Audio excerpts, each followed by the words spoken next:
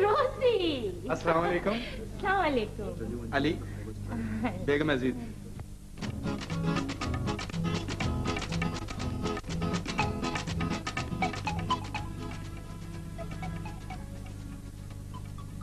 Without breakfast, नहीं। So nervous. मैंने brandy P थी। Breakfast के बाद सुबह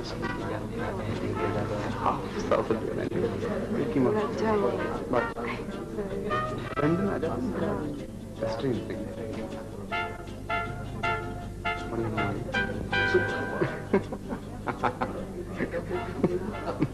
क्या बात यार, तुम कुछ अजीब से लग रहे हो। Coat, pen, jacket. Ali, excuse me please. Sorry. ये महरीन मेरी थी। आओ तुम्हें मिलवाऊं।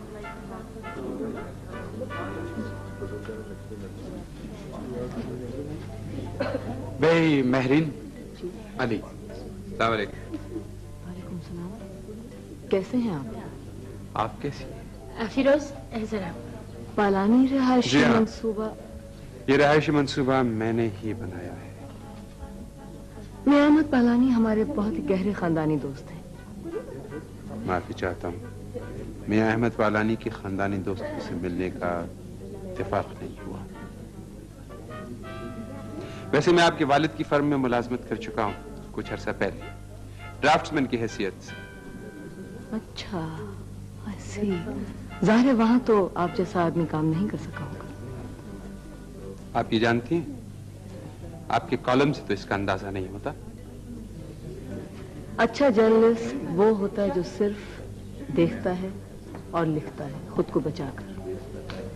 एक्सक्यूज मी, माफ कीजिएगा।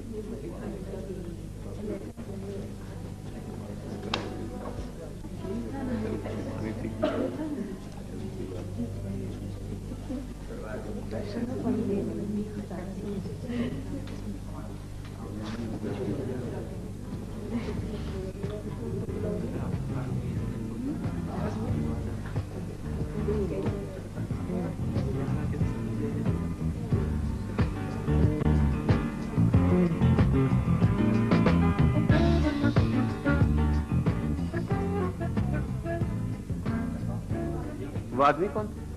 वो वली है, पालानी वाला। ओ, क्यों, क्या हुआ? उस आदमी का नाम ही अली होना चाहिए। मिलना उससे? नहीं।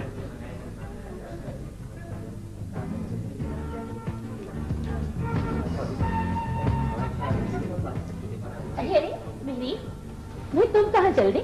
बस अब मैं चलती हूँ, देर काफी हो गई। अच्छा एक बात बताओ, तुम्हें ये अली कैसा लगा? खुद सर? वाकई? जी हाँ।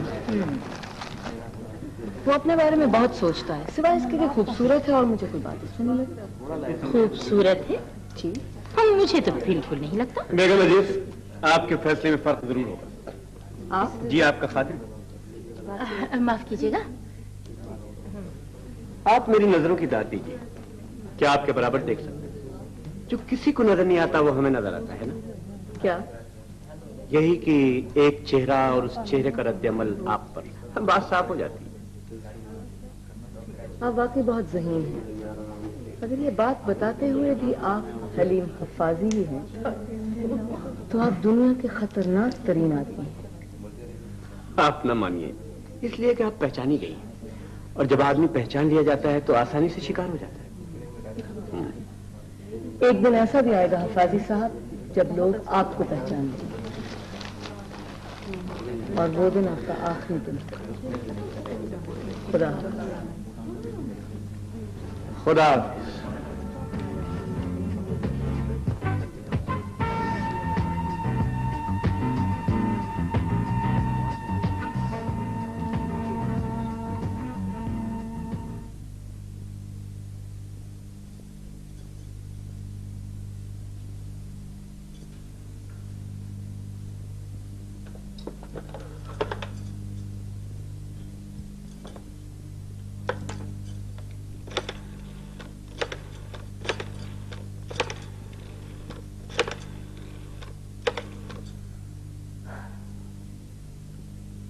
हेलो, जी मलिक फिरोज साहब हैं? जी हाँ जी। कहाँ? अच्छा, कितनी देर बाद आ जाएंगे? अच्छा, नहीं जी शुक्रिया।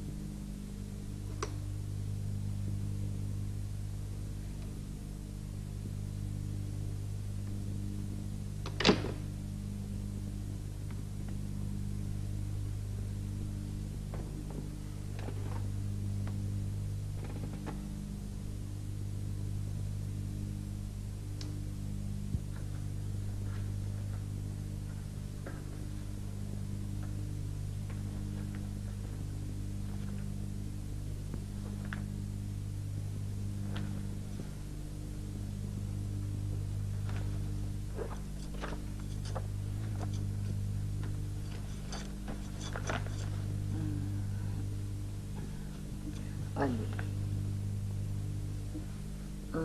अली अली अली बस Ali architect designers and builders.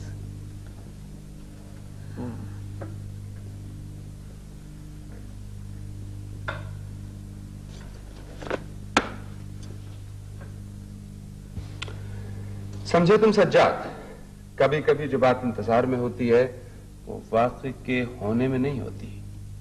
देखो मियां, अगर ये बात तुम काम के हवाले से कर रहे हो तो मैं मजीद इंतजार नहीं कर सकता। नहीं सज्जाद, मैं सिर्फ काम की बात नहीं कर रहा हूं। इससे पहले तो आपने काम के अलावा कोई बात नहीं की थी। चक्कर कुछ मेरी समझ में नहीं आ रहा।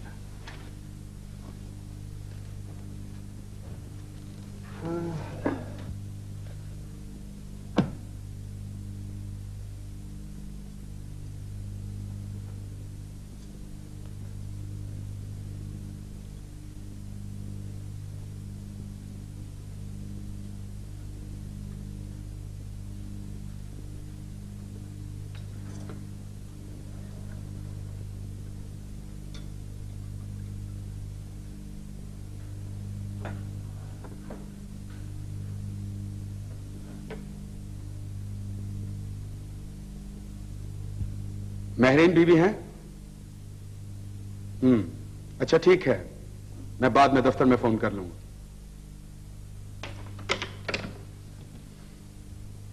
मेरी समझ में नहीं आता कि आखिर जब काम करना है तो फिर उसके बारे में कोई एक आध लफ्ज अखबार में छप जाए तो क्या हर्ज है? इसलिए मलिक साहब की ये सारी छपाई जो आप अपने इर्द गिर्द देख रहे हैं, इसका मकसद महज लोगों की राय अपने बारे में हमवार करना है, और ये काम सियासतदानों का है, मेरा नहीं। भाई मैं अपने मकान के बारे में कुछ एक आध लफ्ज अखबार में लिखा देखना चाहता हूं, इसमें कोई हर्ज है? बहरहाल तुम जो कुछ भी कहो, मैं महरीन की राय को खासा वजनदार समझता हूं और आज मैं उसे बुला रहा हूं। हेलो महरीन बीबी। अरे अस्सलाम वालेकुम, कैसे हैं फातिह साहब? मैं आपको आपके कमरे में देखने गया अच्छा? था, कुछ आई नहीं समझ। ये पूरे 5.5 दिन हो गए आपने मेरे ऑफिस में झांक कर नहीं देखा। कहिए खैरियत तो है? हाँ बिल्कुल खैरियत है। आप सुनाइए जनाब, आपकी खैर खुदावंद करी की नेक मतलूब चाहती हूँ। और दीगर सवाल ये है कि क्या क्या क्या, एक मिनट क्या मैं आपको डाकिया दिखाई दे रहा हूँ जो आपने खत लिखना शुरू कर दिया? अब सुनिए प्लीज। कहिए खातिर साहब कहिए। कमाल है, हम आपकी खैरियत दरियाफ्त करने आए और आप भागती चली जा रही हैं। सच सच बताइए, कुछ किधर खोई रहती हैं आप? भाई समझ मैं कहीं नहीं, रोज तो दफ्तर आती हूँ। मैं दफ्तर हाजिर की नहीं, दिमाग हाजिर की बात कर रहा हूँ। अच्छा। मेरे ख्याल में तो यहाँ कोई भी अपना दिमाग इस्तेमाल नहीं करता। आप सुनाइए जनाब, क्या नाम है आपके बॉस का? बाबर कमाल, उनका क्या हाल है? चलिए, हम खैरियत आपकी पूछने आए और आप उनका जिक्र ले बैठे। अच्छा चलिए छोड़िए, कॉरिडोर में बातें ऐसी लंबी नहीं करेंगे, आइए दफ्तर। अच्छा चलिए आइए, बात हाँ बताइए, चाय या कॉफी बनवाओ? ये कालीन तो ठीक करवा लेना। आप आ जाए। आप हमेशा गलत बातें याद करा के सारा मूड बेड़ागर कर देती हैं आप। तो फिर बाबर कमाल साहब का जिक्र अब ले ही बैठी हैं तो उनका हुक्म सुन लीजिए। सुनाइए। आप उनकी टांग को तो जानती हैं, कुछ 600 फट्टों में है। हाँ। मौसूफ को 20 बोर्ड्स के डायरेक्टर हैं, तो उनका एक बोर्ड कमर्शियल बिल्डिंग बनाने का सोच रहा है। तो बाबर कमाल साहब चाहते हैं कि ये सारे मकान बनाने वालों की हालात जिंदगी पे रवां तबसरा उनको चाहिए। अच्छा। ये रवां तबसरा क्रिकेट या किसी खेल पे तो सुना था, ये हालात जिंदगी पे तो आई समझ नहीं? आई। तो बस फिर शुरू हो जाइए। Yes boss. अभी हो गया जनाब, आप कहिए तो सही, क्या करना है वो बताइए। आजकल वो फलानी मंसूबे वाले अली का बड़ा जिक्र है, नहीं आई समझ? तो बस इसी से शुरू हो जाइए, बिस्मिल्लाह इन्हीं से। यस खातिर साहब, ये मेरा टेलीफोन है, आप भूल रहे हैं, मेरे दफ्तर में बैठे। मैं अपना दफ्तर समझ बैठा। मुझे मालूम था। आप चलिए, मैं कॉफी बनवाती हूँ, फिर आपको बुलवाती हूँ। अच्छा। दिमाग ताजा हो जाएगा। अच्छा अच्छा, अभी बुलवाती हूँ आपको, काम ना ज्यादा कीजिएगा। हेलो। हेलो जी। महरीन जी बोल रही हूँ। हाँ, सुनाइए कैसी हैं आप? माफ कीजिएगा, मैं मुखिल तो नहीं हुआ? नहीं बिल्कुल नहीं मलिक साहब, आजकल तो वैसे ही अखबार में सख्त फुर्सत का आलम है। आप सुनाइए।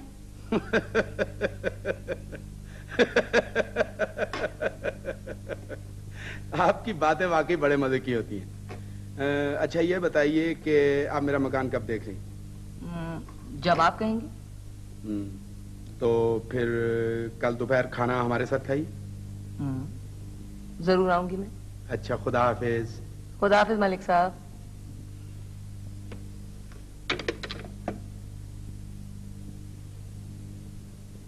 तो सुनाइए, पसंद आया आपको मेरा मकान?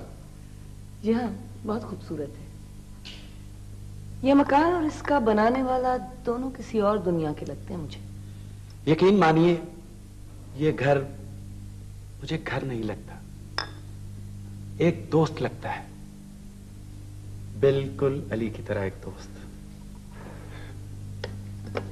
अली साहब ये बताइए कि पालानी मंसूबे के अलावा आप कुछ और भी बना रहे हैं? जी नहीं, शुक्रिया, मगर मैं समझता हूं कि यही बहुत है, और जब ये भी नहीं होगा तो मजदूरी कर लूंगा। क्यों? मजदूरी के बजाय कहीं मुलाजमत भी तो की जा सकती है। जी नहीं, मुलाजमत में हमेशा मसलहत शामिल होती है, और मैं अपने काम से बेईमानी नहीं कर सकता। मसलहत? आप कॉम्प्रोमाइज नहीं करना चाहते? मलिक साहब, इनको थोड़ा सा कॉम्प्रोमाइज सिखा दीजिए, थोड़ी सी बेईमानी करना सिखा दीजिए इनको, वरना इनका यहाँ जीना बड़ा मुश्किल हो जाएगा। मैं समझता हूँ मिस मेहरीन अमीरुद्दीन कि आदमी का काम, उसका वजूद और उसका प्यार सब मिलकर एक सच बनाते हैं। ये एक मुकम्मल सच है, इसमें से कोई एक बात भी अगर झूठ हो जाए तो सारी बात गलत हो जाती है। आपको मालूम है कि सच क्या है और झूठ क्या होता है? यहाँ लोग तो झूठ के पीछे भी उसी तरह हाथ बांध के खड़े हो जाते हैं जिस तरह सच के पीछे खड़े होते हैं। मैं समझता हूं कि ये तमीज हमें खुद कायम करना है, ये पहचानना है कि हर नारा हमारी आवाज नहीं होता। अली, अली खुदा के लिए चुप रहा करो, तुम तो बस एकदम शुरू हो जाते हो। तुमने सुना नहीं, एक बुजुर्ग शायर ने एक तुम जैसे नौजवान का शेर सुनकर कहा था कि इस उम्र में इतना अच्छा शेर कहोगे तो आगे क्या करोगे? और वो नौजवान बहुत जल्द मर गया था।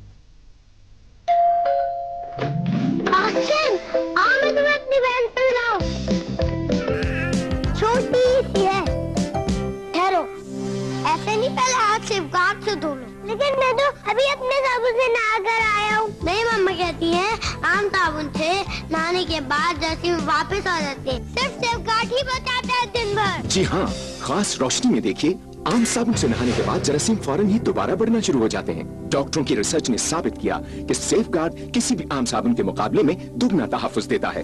नंबर 1, जरासीम का खात्मा। नंबर 2, इन्हें दोबारा बढ़ने से दिन भर रोके।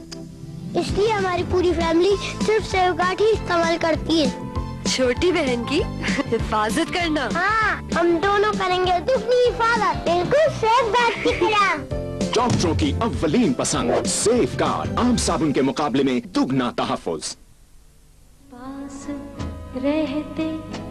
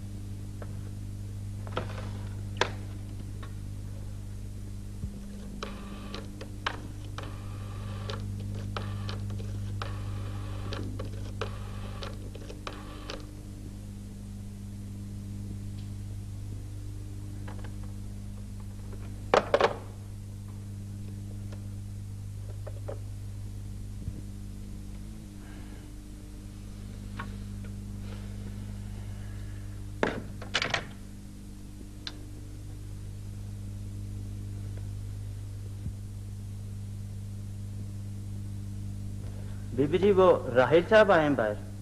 राहिल साहब आए हैं। अच्छा, बुला लो। अच्छा। देखिए देखिए, मैं आपको फोन करने की कोशिश कर रहा हूँ और आपने फोन को क्रेडल से नीचे रख दिया। ये क्या बात हुई? उबैद साहब, मैं काम कर रही थी। अच्छा, आप जब से बाहर से वापस आई हैं कुछ बदल सी गई हैं। मसलन ऐसा लगता है कि आप कुछ उलझी हुई हैं, जैसे आपने अपने गिर्द फसीलें से खींच ली हों। जब आदमी अपने आप को पहचान लेता है तो वाकई बदल जाता है। उबैद साहब, कभी आप भी ये कोशिश कीजिएगा। आपके लिए जो मेरे दिल में एहसास है, उसके नाते मैं अपने आप को पहचानने की कोशिश करता हूं।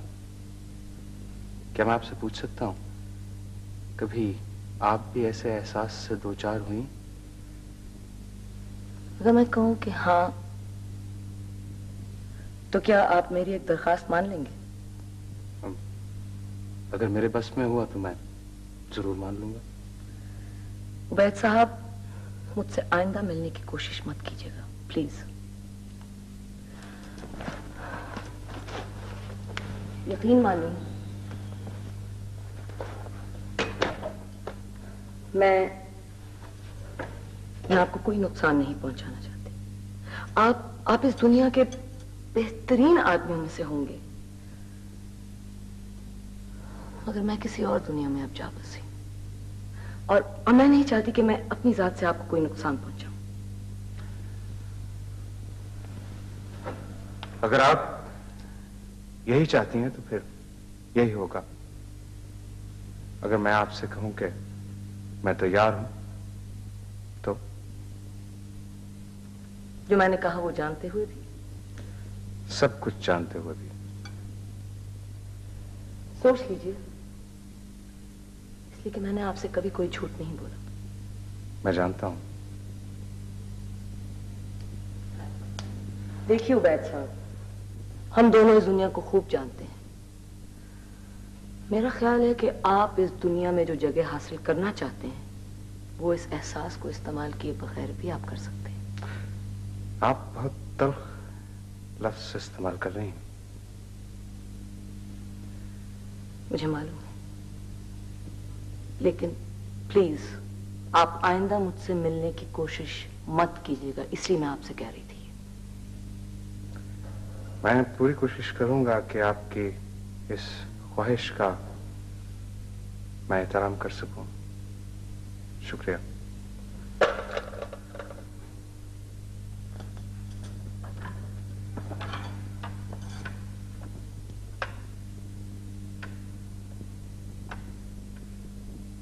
Thank you sir. Thank you.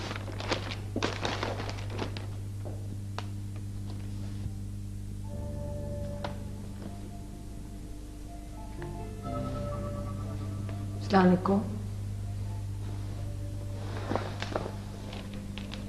अस्सलाम वालेकुम।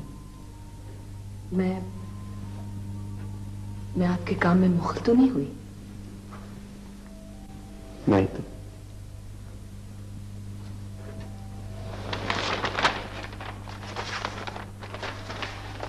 काम देखेंगी आप? जी, अगर आप दिखाएंगे तो। आइए।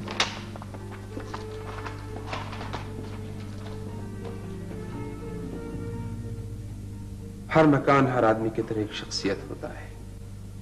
जिस तरह आदमी की शख्सियत को अपनी जगह मुकम्मल होना चाहिए, उसके वजूद की एक वहदत और इकाई होनी चाहिए, बिल्कुल उसी तरह मकान को भी एक मुकम्मल शख्सियत होना चाहिए, उसके वजूद की एक वहदत, एक इकाई होनी चाहिए। समझ रही है ना आप मेरी बात?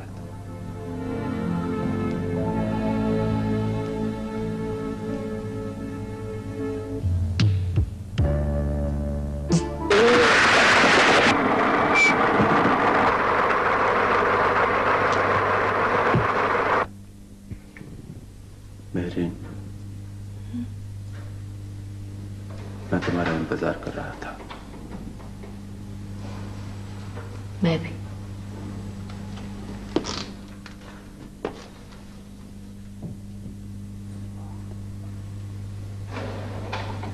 आपने मुझे ये क्यों नहीं बताया कि आप आर्किटेक्ट हैं? इससे कोई फर्क पड़ता है?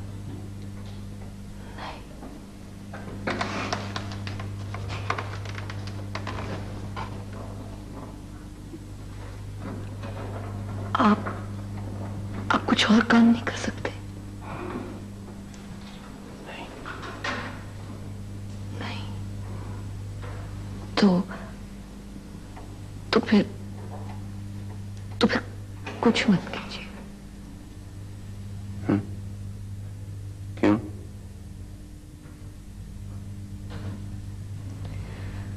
लंबी बात है, फिर कभी बताऊंगी।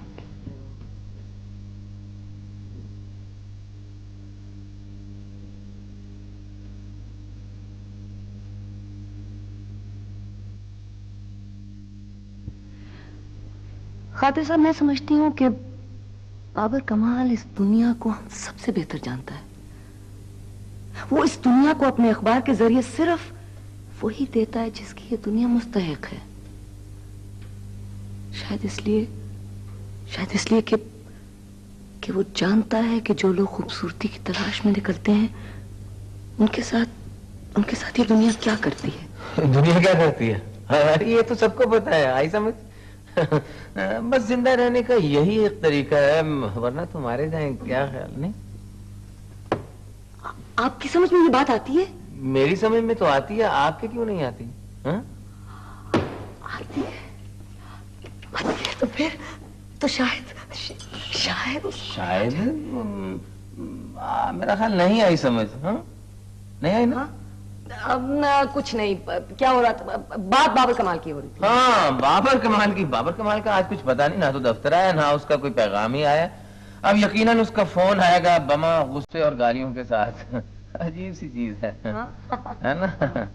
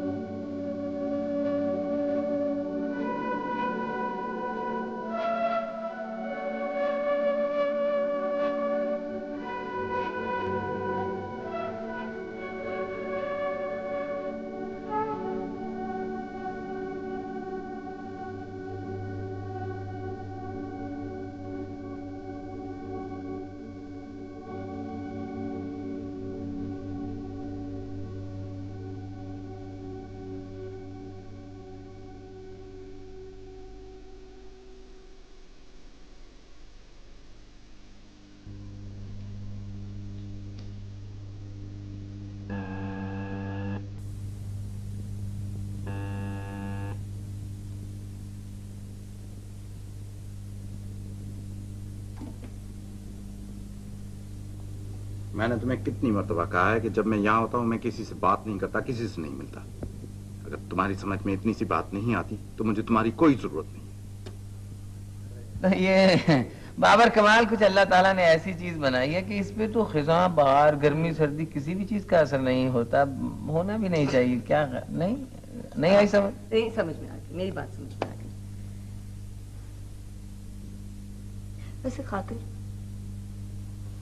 कभी इस मसले में भी तुम सोचना, अगर सोच सको, कि हम लोगों का दूसरों के बारे में अंदाजा कितना गलत होता है, बल्कि अपने बारे में भी। आई समझ? डांटती क्यों है? बस आ गई आपकी समझ में कोई बात बैठे ना, मैं जा रहा हूं। Thank you. मैंने काम करना है, आपके आके कुछ नहीं। आपको चाय भिजवाती हूं। एक तो मुझे इसकी समझ नहीं आई अभी तक। आदाब। आप तो मेरे दफ्तर में कभी आई नहीं, हालांकि मेरा कमरा बराबर में। मैंने सोचा मैं खुद ही आ जाता हूँ। फासी साहब, खैरियत तो है? क्यों, क्या मेरी मौजूदगी खैरियत न होने की निशानी? आप बिला वजह कहीं ऐसे तो नहीं पाए जाते? फिलहाल वजह तो आपकी खैरियत दरियाफ्त करना है। उस दिन बेगम अजीज की पार्टी के बाद तुम्हारी मुलाकात ही नहीं। वैसे जहाँ तक मुझे याद पड़ता है तो हम कम ही मिलते हैं। मेरा अंदाजा है कि अब हमारी मुलाकात ज्यादा हुआ करेगी। आपने अली का काम देखा? जी हाँ। कैसा लगा? जी बहुत अजीब। जरा गौर कीजिए कितनी अनाज लगती है उसके काम में। लगता है जैसे उसे किसी राय की परवाह नहीं, जैसे उसे हमारी मदद की जरूरत ही नहीं। ऐसे खुदसर आदमी को मगरूर कहा जाता है, और मगरूर को नीचा दिखाना मैं अपना फर्ज समझता हूँ। हफाजी साहब, कहीं ऐसा तो नहीं कि अगर आदमी खुद खाली हो तो उसे हर सोचने वाला आदमी अपने निजाम का दुश्मन दिखाई देता है? हाँ? आप जातियात पे उतर आई तो मैं भी आपसे एक जाती सवाल करता हूँ। उस पार्टी से पहले आप अली को कहाँ मिली थी? हफाजी साहब, उस पार्टी से पहले मैं अली को कहीं नहीं मिली। माफी चाहता हूँ अपने गलत अंदाजे पर, इसीलिए शायद आप उस शख्स को अच्छी तरह नहीं पहचान सकते। दरअसल ऐसे लोग अपनी आजादी से इतना प्यार करते हैं कि माशरे में अनारकी और इंतशार फैला देते हैं। इसका सद्भाव जरूरी है। आपकी चाय तैयार। शुक्रिया। मेरी मुखलिसाना राय है कि आपको राहिल उबैद के बारे में लिखना चाहिए। उसे तो आप जानती होंगी, आपके वालिद का पार्टनर है। उससे मिलती रहा करें, बहुत कुछ पता चलेगा। मसलन ये कि Rahil Ubaid college of arts का पढ़ा हुआ। मालूम है मुझे। मालूम है तो सोचिए, कॉलेज ऑफ आर्ट्स, हजारों नौजवान ज़हीन, अगली जिंदगी के लिए तैयार, लेकिन कुछ लोग गोल्ड मेडल लेते हैं और कुछ कॉलेज से निकाल दिए जाते हैं। फिर ये कि अली और राहिल एक ही कॉलेज में पढ़ा करते थे। ये भी मुझे मालूम है। बात दरअसल राहिल उबैद की हो रही थी। दुरुस्त। जब आप किसी चीज का वजन करते हैं तो जाहिर है दूसरी तरफ भी वजन रखना पड़ता है। अब दोनों ही को ले लीजिए, दोनों ने अपनी अमली जिंदगी का आगाज एक साथ शुरू किया, लेकिन राहिल उबैद आज एक मशहूर आदमी है। अली को शायद उसके अलावा कोई जानता भी नहीं। अली को मालूम है कि फन तामीर में राहिल का कोई मकाम नहीं, कोई हैसियत नहीं, लेकिन इसके बावजूद वो उससे मुसलसल हार रहा है। इससे बढ़कर जिल्लत और क्या हो सकती है कि आपकी शिकस्त एक ऐसे शख्स के हाथों में हो जो फन में आपका जोड़ हम पल्ला तो क्या निस्फ बढ़तर भी ना हो। बताइए, इससे बढ़कर कोई अजियत हो सकती है कोई रसवाई इससे बढ़कर? बराए मेहरबानी यहाँ से तशरीफ ले जाइए। आप तो जज्बाती हो गई, इससे तो बात पकड़ी जाती है। यहाँ से चले जाइए please. Get out, go away.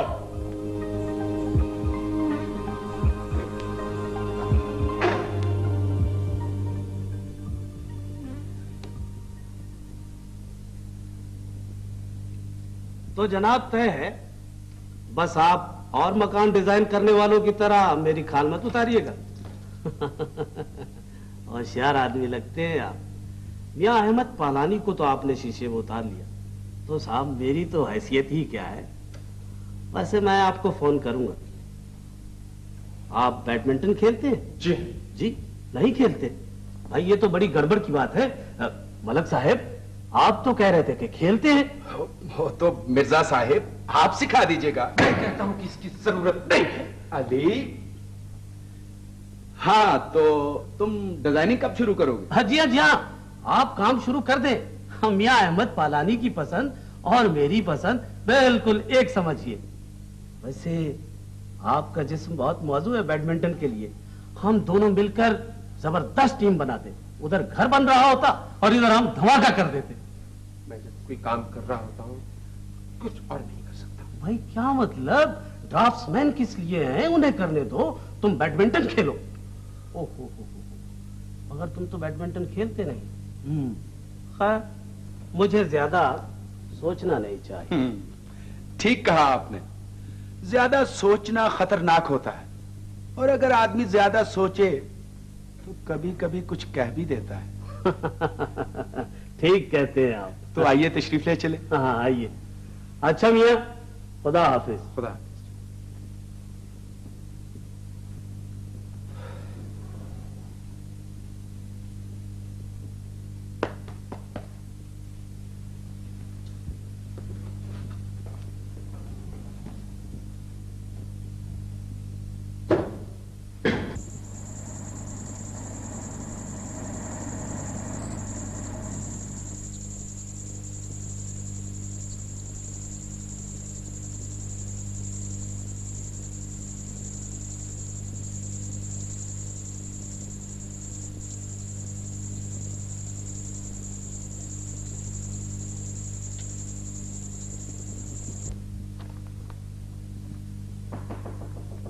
Yes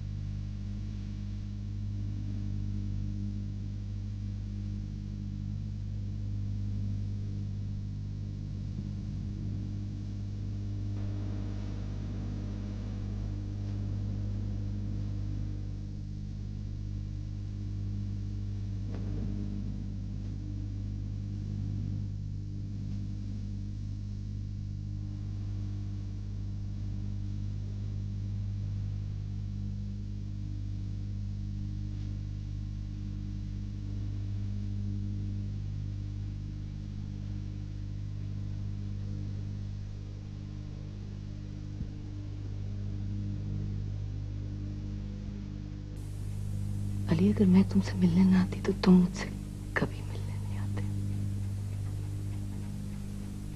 बाज लोगों से हम रोज मिलते हैं मेरे, कभी नहीं मिलते। बाज लोगों से हम कभी नहीं मिलते मगर हर रोज मिलते हैं। मगर जो बात मिलने में होती है वो सोचने में तो नहीं होती ना। हाँ, बस देख रहा था कि तुम्हें मिले बगैर जी सकता हूं या नहीं। फिर ये कि नहीं जी सकता।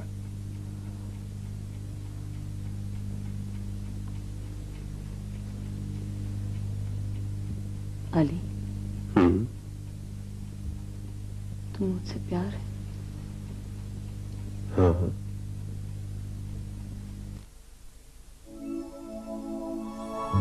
सरसों के तेल में है बालों की खूबसूरती का राज, जो अब मिला एक शैम्पू को। एक शैम्पू जिससे मिले सामने झुक जाती है। नहीं अली, अली मगर ऐसा होता नहीं है।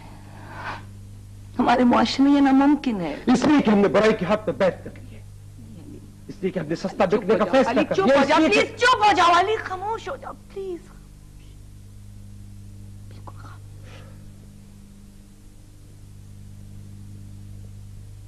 मौत के सन्नाटे में आवाज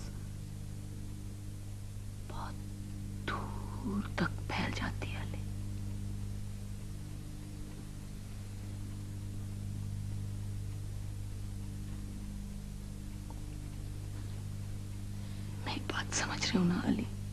अली प्लीज समझने की कोशिश करो। कैसे मैं तुम्हें समझाऊं? सच्चे खूबसूरत लोगों को खुदा इस दुनिया से बचाने के लिए अपने पास बहुत जल्द बुला लेता है, बहुत जल्द अली, जिस तरह उन्होंने मेरी माँ को बुला लिया था। अली, मेरी माँ भी मुझसे बहुत जल्द चली गई थी, छोड़कर अकेला। और तुम भी मेरी माँ की तरह चले गए तो नहीं अली, अली मैं तुम्हें खोना नहीं चाहती। मेरी जिस माशरे में सच बर्दाश्त करने का हौसला ना हो, तो परिंदे तक अपने घोंसले में मर जाते हैं।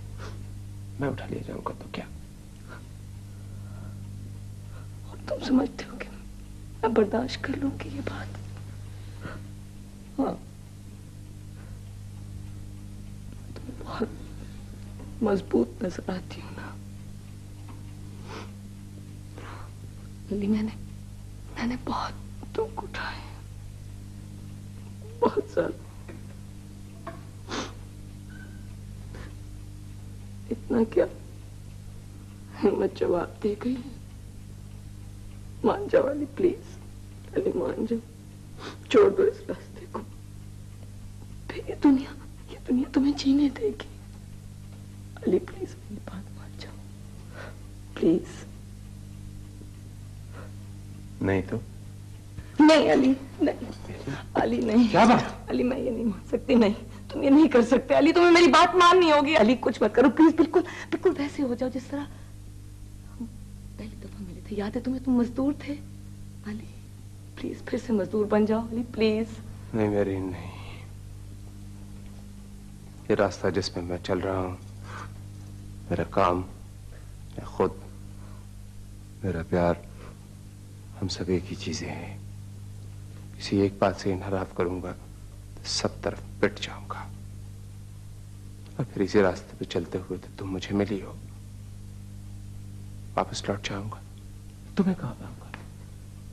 नहीं, मैं वापस नहीं जाऊंगा। ठीक है,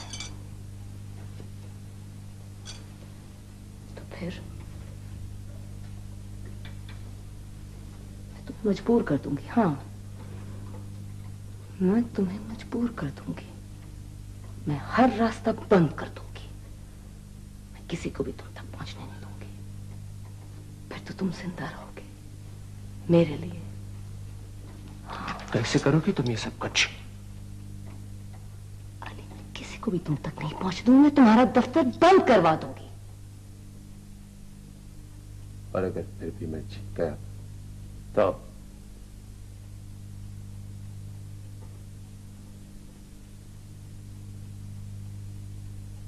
भी जीत तो मेरी हुई ना।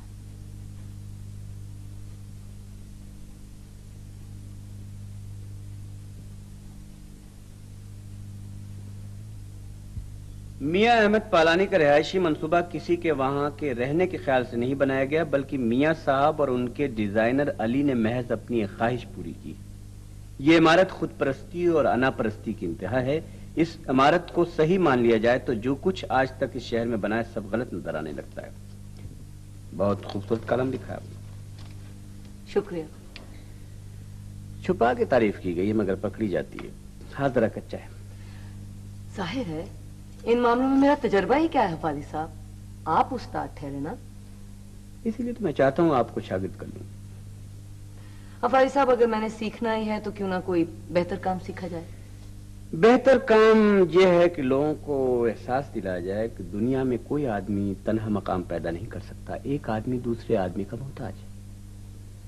और अगर कोई सिर्फ अपनी काम की सच्चाई की खातिर जिए तो ये नामुमकिन है। नंबर एक। नंबर दो ये हफाजी साहब कि आप उसे जीने ही नहीं देंगे, इसलिए कि आप तो चाहते हैं कि हर आदमी आपका एहसानमंद हो ना, आपका मोहताज हो। आप तो जाती बातों को तरह ही। खैर छोड़िए इस बात को। मैं ये कहने आया था कि वजह कुछ भी हो, हम दोनों दरअसल एक ही बात चाहते हैं कि अली को काम नहीं मिलना चाहिए। नहीं मिलना चाहिए ना।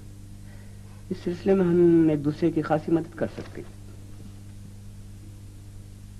ताकि मैं भी आपके एहसानमंदों में शुमार हो जाऊं। आपकी तंज में गलती है।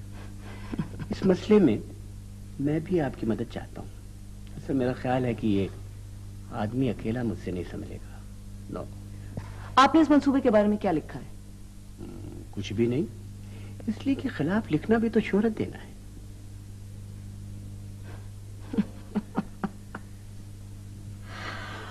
हफ्फाजी साहब, आप वाकई बड़े मुकम्मल बदनीयत इंसान। यकीन जानिए बड़े काम की चीज है ये। अच्छा, खुदा हाफिज।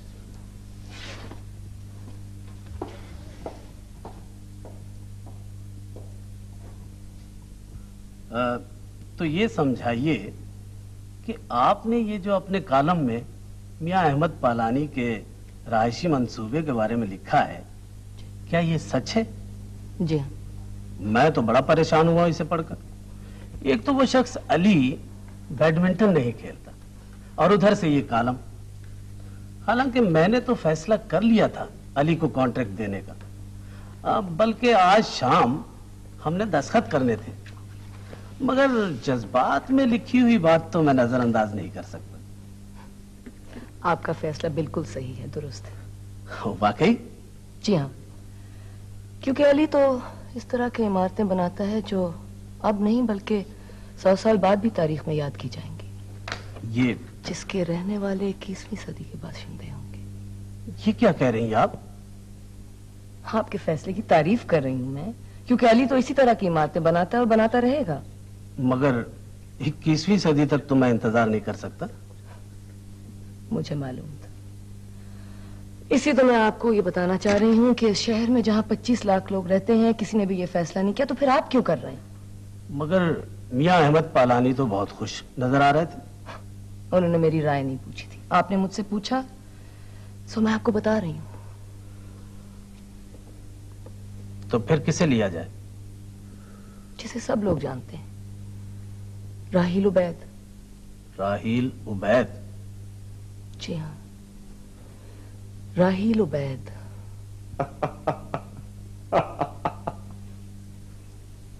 मेरी समझ में नहीं आ रहा कि इसमें हंसने की क्या बात है।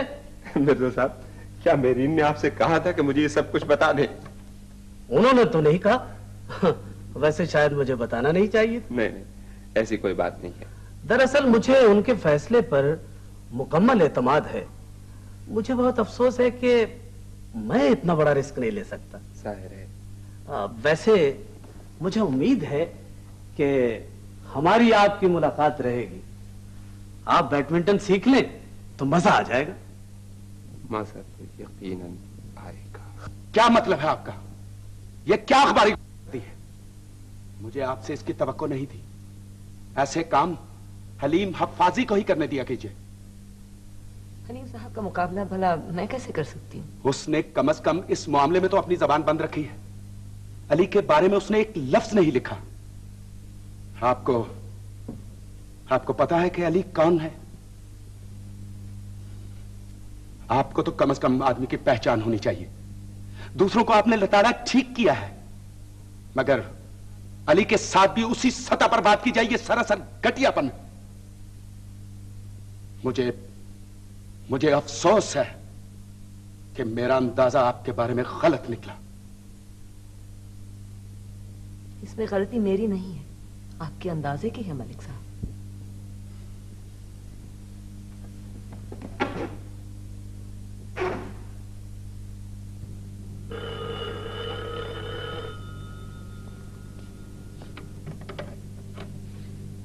हेलो,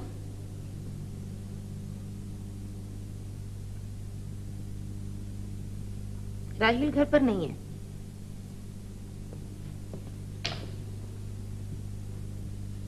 किसका फोन था माँ जी? सलमा का।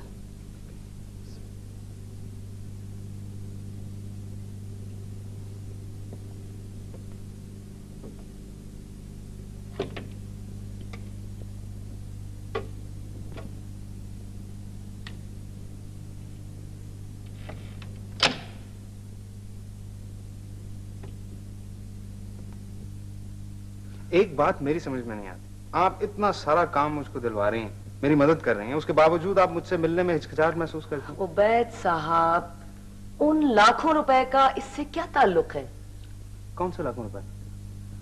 वही जो मैं आपको रोज दिलवाती हूँ नए कॉन्ट्रैक्ट्स के जरिए, और क्या? देखिए, आपको ऐसी बातें करना जेब नहीं देता। तो फिर क्या करूं? ना दिलवाऊं आपको ये कॉन्ट्रैक्ट्स? मेरा ये मतलब नहीं था। झगड़ा किस बात का है? अजी, कौन सा झगड़ा? मैं तो सिर्फ ये चाहता हूं कि आप एक बार अपने मुंह से ये भी कह दें कि आपको मेरा काम पसंद है, इसलिए आप मेरी मदद कर रहे हैं। उबैद साहब, जब सबको आपका काम पसंद है तो फिर मेरी पसंदीदगी या नापसंदीदगी से क्या होता है, क्या फायदा उसका? अच्छा आप ये बताइए, मिर्जा इसहाक से आपकी गुफ्तगू ठीक ठाक रही? कॉन्ट्रैक्ट मिल गया आपको? जी हाँ, बिल्कुल ठीक थी। हाँ, और क्या? और हाँ, मैं आपको याद दिला दूं, भूलिएगा मत, आज शाम को आपकी अपॉइंटमेंट है मिसेस जफर के साथ। अच्छा कॉन्ट्रैक्ट है, हाथ से जाने मत दीजिएगा।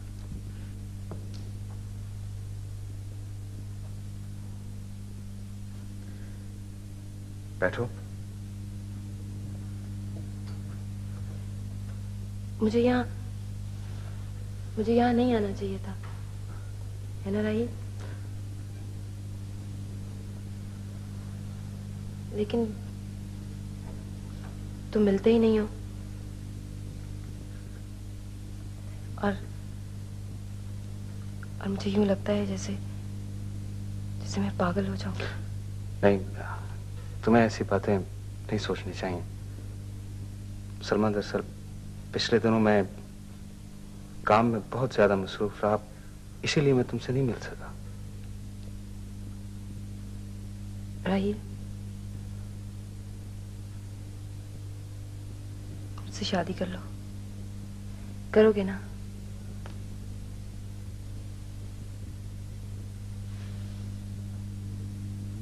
तुम तो कांप रही हो शादी के ख्वाब से।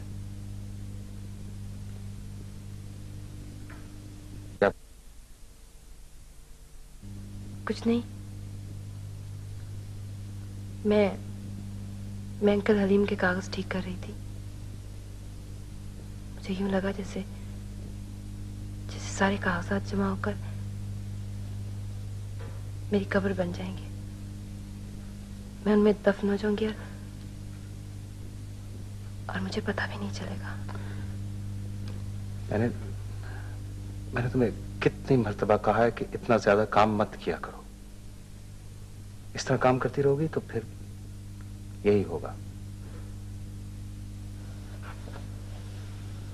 तुम्हें कभी एहसास हुआ है जैसे कोई तुम्हारे पीछे हो? तुम उससे भागने की कोशिश कर रहे हो, लेकिन उसके कदम तुम्हारे साथ साथ उठ रहे हैं। तुम हार कर रुक जाते हो,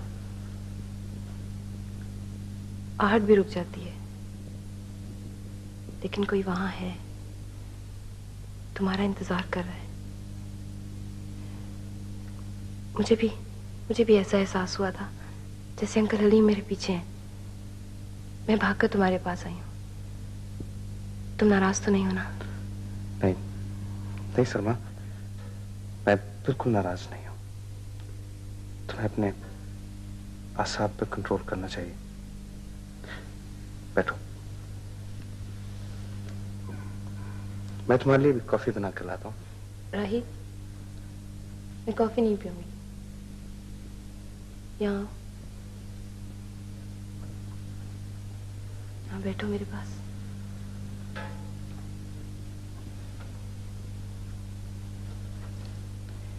हाँ सलमा, क्या बात है? तुम मुझसे शादी करोगे ना, है ना? हाँ, मैं तुमसे शादी करूंगा।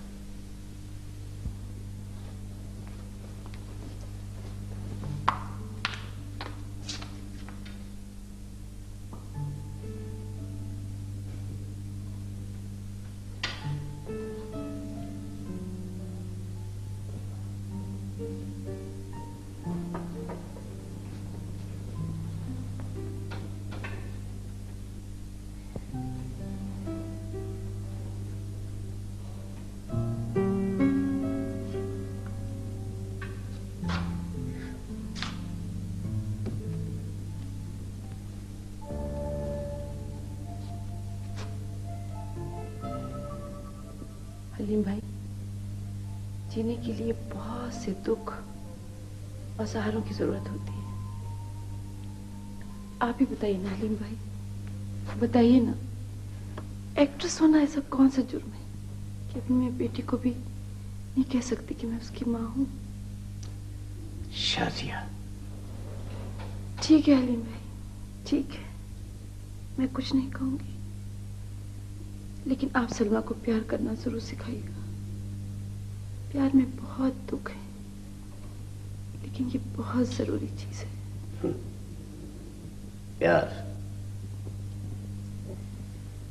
प्यार एक खुद गर्ज जज्बा है शाजिया।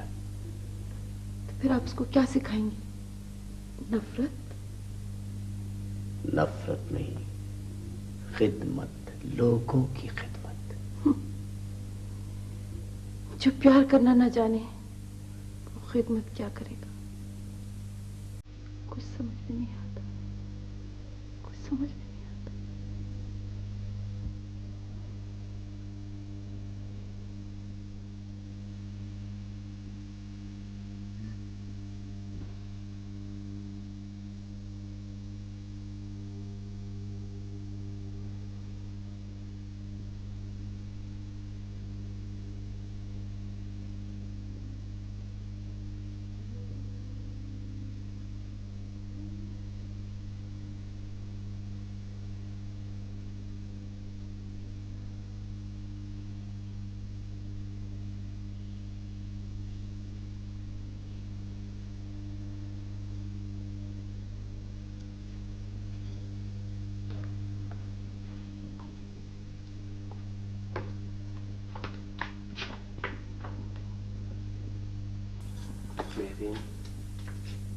अरे मैं तुम्हारा ही इंतजार कर रही थी। हाँ, मैं सोच रहा था कभी कभी जो बात न मिलने में होती है वो मिलने में नहीं होती।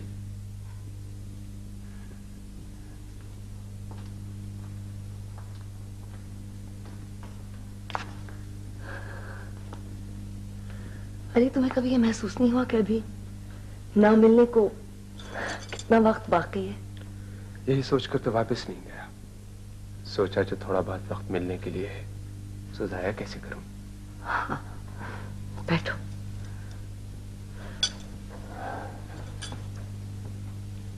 अली, पता नहीं क्यों मुझे लगता है कि